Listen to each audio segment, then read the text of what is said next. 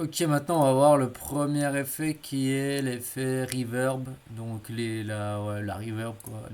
Je sais pas, c'est pas la résonance, je sais pas comment on pourrait appeler ça. C'est pas l'écho non plus, c'est différent. Donc là je me prends un petit piano. Putain, j'avais un petit piano simple là. Grand piano, voilà, grand piano, double clic où je le glisse. Donc tu vois que déjà ici tu as des effets propres à l'instrument MIDI. Donc ça, tu te laisseras, voilà, tu as juste des boutons à tourner, tu vois un peu comment tu gères. Vite fait, bah, la reverb, bah, on va en mettre plus précisément. L'attaque, c'est pour quand tu appuies la note, le son arrive plus ou moins rapidement. Si je mets pas d'attaque, bah, j'appuie sur la note et bam, le son arrive direct. Le release, c'est quand j'appuie dessus, la note elle va durer plus ou moins longtemps, tu vois. Si je mets un release à fond, bah, à peine je vais appuyer et puis la note elle va durer, je sais pas, 5 10 secondes.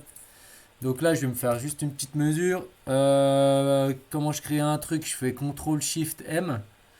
Ça me crée directement, enfin ça m'amène directement dans le clavier.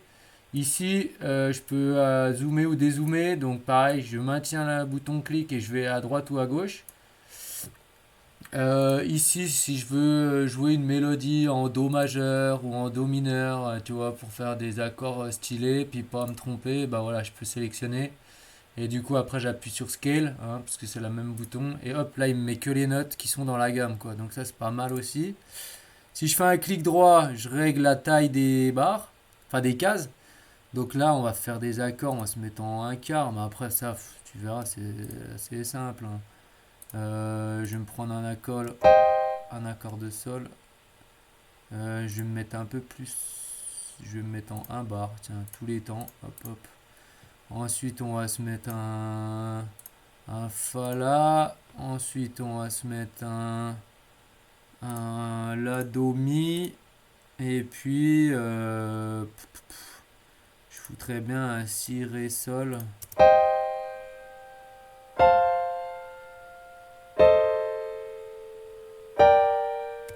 Ouais, voilà, hop.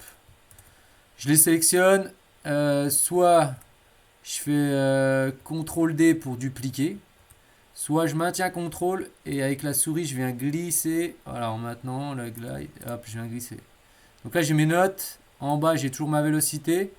Si je veux mettre une note plus ou moins forte, tu vois, si je la mets forte, la couleur va être plus prononcée. Si je la mets faible, la couleur va être moins prononcée. On va moins entendre le son. Là, je vais tout laisser pareil.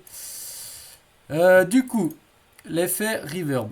Donc, toi, tu dois avoir à gauche effet audio où tu as les effets MIDI. Donc, nous, on va plutôt aller sur les effets audio. Et tu dois avoir, je sais pas si tu auras tout, mais tu vas avoir un truc qui s'appelle reverb. Double clic ou alors si tu ouvres les trucs, ils te proposent déjà des pré-effets, des trucs déjà tout faits un peu pour régler ta reverb. Donc tu arrives ici, tu as ta reverb. Ta reverb, donc tu vas premièrement dire voilà, est-ce que je veux faire résonner que les graves ou que les aigus. Donc nous on va plutôt se mettre sur les aigus que les graves. Ça tu vois, c'est ton EQ. On le verra dans un autre épisode sur les EQ. T'as le pré-delay, le shape, bon ça je vais pas te savoir, je vais pas te dire à quoi ça sert, j'en sais rien.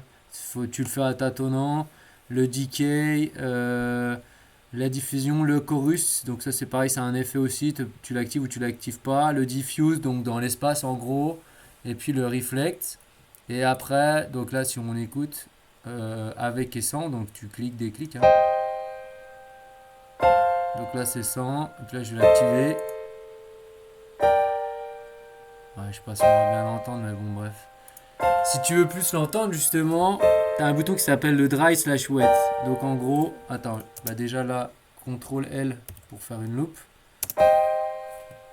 Si je mets le dry wet à 0, on n'entend pas du tout la reverb. Si je le mets à fond, on va entendre que ça. Tu vois. Donc après, bah là, je suis sur le son de mon ordi, mais il faut un casque. Un casque, c'est Bayer Dynamics que j'ai comme casque. Le 770, il fait déjà bien le taf. Et puis du coup, bah voilà, tu peux jouer sur tes effets, le diffuse, le reflex. Là, on sent que voilà, c'est plus spatial. Et puis vraiment le dry wet tu vas le retrouver sur tous les instruments quoi. Donc sur tous les effets pardon. Donc c'est vachement important.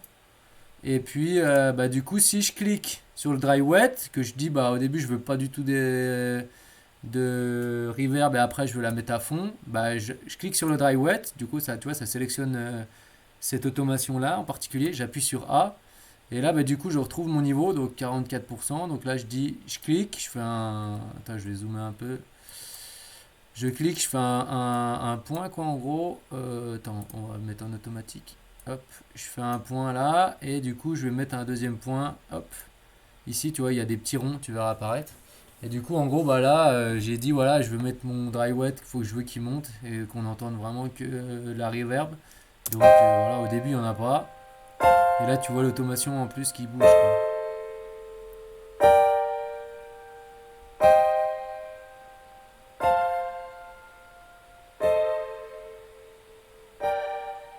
Et voilà. Ah, par contre, tu vois, si je viens le toucher manuellement, hop, l'automation elle devient grise, donc elle est plus activée.